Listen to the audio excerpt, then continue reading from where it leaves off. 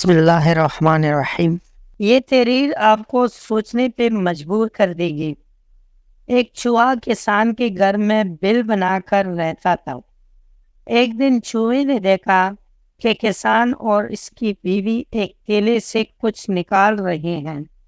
چوہے نے سوچا کہ شاید کچھ کھانے کا سامان ہے۔ خوب غور سے دیکھنے پر اس نے پایا کہ وہ ایک چوہی دانی تھی۔ خطرے پامنے پر اس نے گھر کے پچھواڑے میں جا کر کبوتر کو یہ بات بتائی کہ گھر میں چوہی دانی آ گئی ہے۔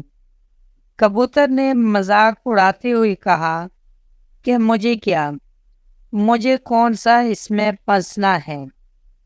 مایوس چوہا یہ بات مرغ کو بتانے گیا۔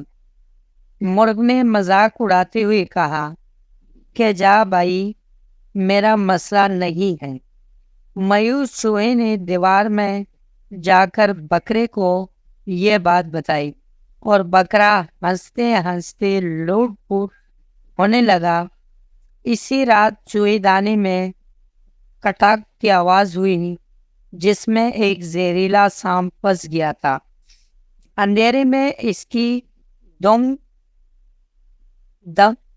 اندھیرے میں اس کی دم کو چوہا سمجھ کر کسان کی بیوی نے اس کو نکالا اور سامنے اس کو ڈس لیا۔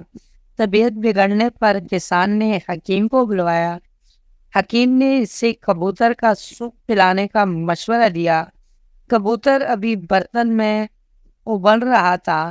خبر سن کر کسان کے کئی رشتہ دار ملنے آ پہنچے، جن کے کھانے کے انتظام کے لیے اگلے دن مرغ کو ذبح کیا گیا۔ کچھ دنوں کے بعد کسان کی بیوی مر گئی۔ جنازہ اور موت ضیافت میں بکرا بروسنے کے علاوہ کوئی چارہ نہ تھا۔ چوہا دور جا چکا تھا، بہت دور۔ اگلی بار کوئی آپ کو اپنے مسئلے بتائے اور آپ کو لگے کہ یہ میرا مسئلہ نہیں ہے تو انتظار کیجیے اور دوبارہ سوچیے۔ ہم سب خطرے میں ہیں۔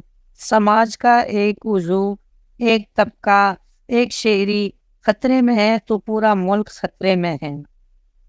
ذات، مذہب اور طبقے کے دائرے سے باہر نکلیں، خود تک محدود مت رہیں، دوسروں کا احساس کیجیے۔ پڑوس میں لگی آگ آپ کے گھر تک بھی پہنچ سکتی ہے۔ دوستوں، آج کی ویڈیو آپ کو کیسی لگی؟ امید ہے کہ ویڈیو اچھی لگی ہوگی۔